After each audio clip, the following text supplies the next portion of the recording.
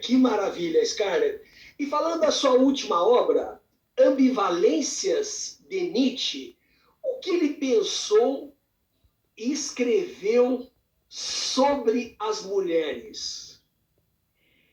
Na verdade, Fábio, este assunto é um assunto que me intrigou durante muito tempo. Para falar a verdade, ele surgiu, a ideia de escrever um livro sobre Nietzsche e as mulheres surgiu há 20 anos atrás. Aí o projeto foi ganhando forma, sempre atropelado por outras solicitações, outros projetos, outros livros e assim por diante, até que nos últimos anos, agora de forma bem mais recente, no correr das minhas estadas na França, porque eu tenho tido uma relação bastante intensa no que diz respeito à vida acadêmica francesa, e também com os pesquisadores, né, a pesquisa lá, etc. A partir da França, na Europa, de modo geral, muito com a Alemanha também, bem, e com a Itália. Então, na verdade, durante essas minhas estadas em Paris, eu acabei elaborando esse livro lá na Bibliothèque Nationale de France. Foram meses inteiros, né, que eu passei lá escrevendo a respeito.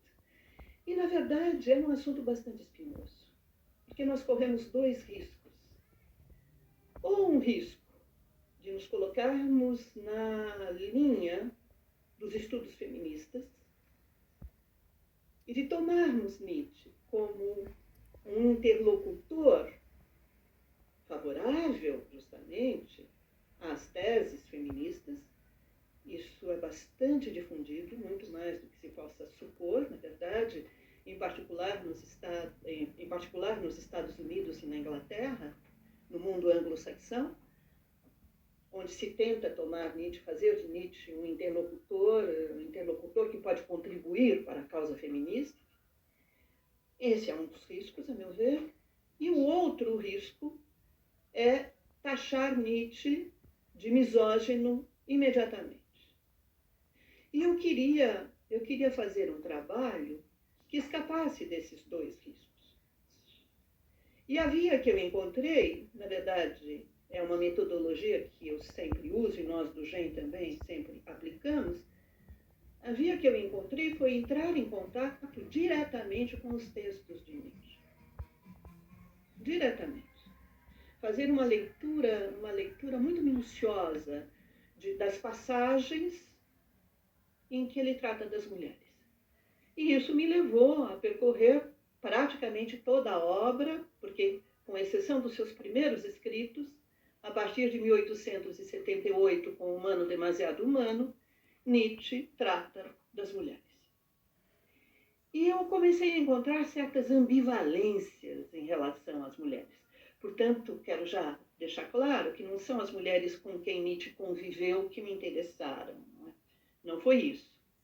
Há sempre quem diga, não, mas Nietzsche ele foi muito cordial e respeitoso em relação às mulheres, mesmo em relação às mulheres emancipadas. Veja a relação que ele teve com a Malvida von Meysenbug, a relação com a própria Lu Salomé, etc. Hein? Eu digo, bom, é verdade. Há ambivalências entre o comportamento de Nietzsche com as mulheres com quem ele conviveu e os seus textos. Já temos ambivalências aí. Temos ambivalências também nas relações de Nietzsche diretamente com as mulheres com quem ele conviveu, com a mãe, com a irmã, com a Cosima Wagner, etc. Mas não são essas ambivalências que me interessaram. Né? As que me interessaram foram as ambivalências que nós encontramos nos próprios textos de Nietzsche. Então, em Humano Demasiado Humano, na Gaia Ciência, e assim falava Zaratustra, nessas obras, as posições de Nietzsche em relação às mulheres, elas são de uma certa forma ambivalentes. Eu trago exemplos. Em Humano Demasiado Humano, Nietzsche vai dizer que a mulher ela pode contribuir para a formação das gerações por vir, das gerações futuras.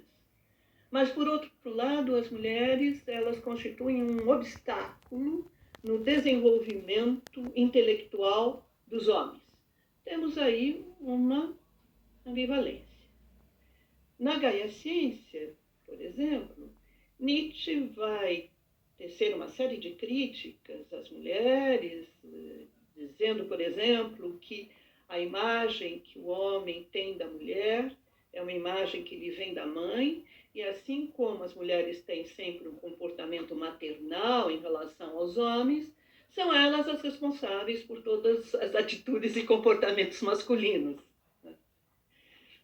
Então, por um lado, ele diz isso, mas por outro lado, ele identifica a verdade à mulher. Ele diz que a verdade é mulher e que, portanto, é uma verdade muito diferente da verdade da filosofia dogmática, daquilo que os filósofos pensaram sobre a verdade. Ou seja, ele introduz, assim, uma outra concepção de verdade. No Zaratustra, as personagens principais do livro são mulheres, são as mulheres que dão voz às ideias de Nietzsche, às ideias de Zaratustra. Né? E que mulheres são essas? A sabedoria e a vida. Ou seja, são personificações femininas de entidades abstratas. E essas mulheres são extraordinárias. Rebelde à sabedoria de Zaratustra não se curva aos valores estabelecidos.